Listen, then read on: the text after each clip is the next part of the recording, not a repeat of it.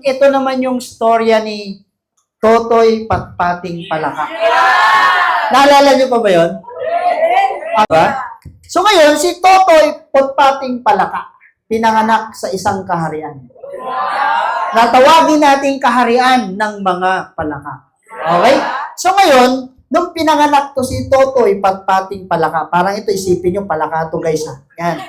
Ayan. Nagkataon lang yung kanilang kaharian nasa ilalim ng bangin. Nasa bangin sila doon. Pinalaganap ang kaharian ni Totoy Patpating Palaka. So ngayon, ang nangyari, excited siya makita kung ano bang meron sa mundo.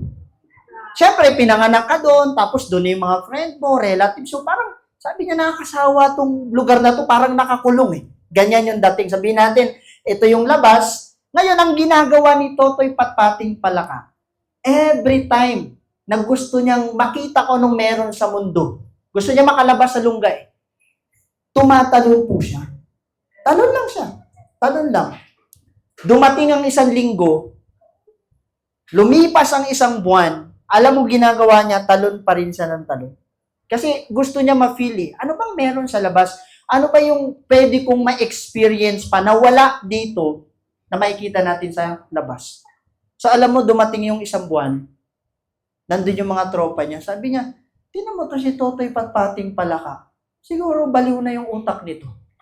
Isang buwan, talon lang ng talon. Siguro, wala na nga sa sarili. Baliw na to. No? Baliw na. As in, baliw na to. Sabi nga, alam mo, ginawa niya, talon pa rin siya. Talon ng talon, lumipat ang isang buwan, 2, 3, dumating yung mga kamag-anak niya. Talagang dinamaya na. Sabi niya, Hoy, Totoy, Patpating Palaka, itigil mo na yung kalokohan na ginagawa mo. Sabi gano'n. Sabi pa nung iba, Nako, itigil mo na yung katarantaduhan na yan. Sabi gano'n, baka nagda-drugs ka. Ginanon pa, di ba? Palaka to eh.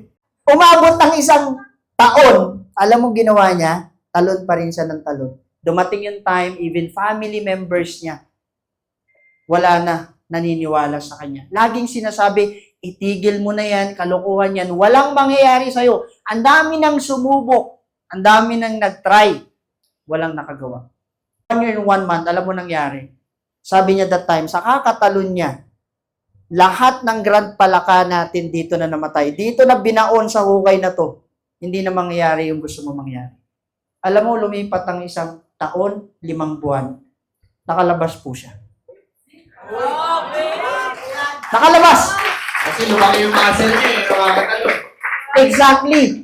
Lumaki yung muscle, na-exercise, medyo gumanda yung talon, talagang na-train siya eh. 1 year and 5 months ba naman? Nakalabas. Alam mo, na-amaze siya. Naluha pa nga siya, sabi niya, ang ganda pala ng meron sa labas, sa mundo. To cut the long story short, ano yung isa sa mga naging characteristic, attitude, mindset ni Totoy Patpating Palaka? Bakit niya nagawang lumabas? Marami magsasabi, consistent. Ano yan? Positive. Motivated. Talagang gigil. May pangarap. May gustong marating. Marami magsasabi, pero ang ending, na-realize ng lahat. Bata pa lang si Totoy Patpating Palaka, meron pala siyang sakit. May kapansanan. May kapansanan.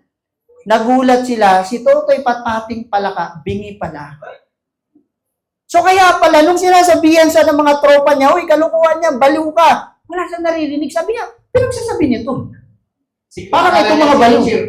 Akala siguro, push mo pa, todo mo. Parang gano'n ang nangyari. Hindi niya alam, discouragement na pala. Yun pala. Pinamula na pala siya, dinidiscourage na pala siya. Bingi. So, end of the story. Anong moral lesson?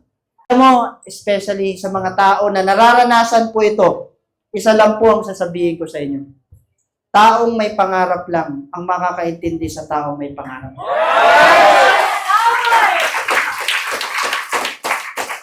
Kahit anong explanation ang gawin natin, walang makikinig. Walang maniniwala. Because the end of the day, taong may pangarap lang po ang makakaintindi sa taong may pangarap. So maraming salamat po sa inyo. Magandang gabi. And thank you sa lahat. Ang ating battle cry for tonight. Frodo! Top 1!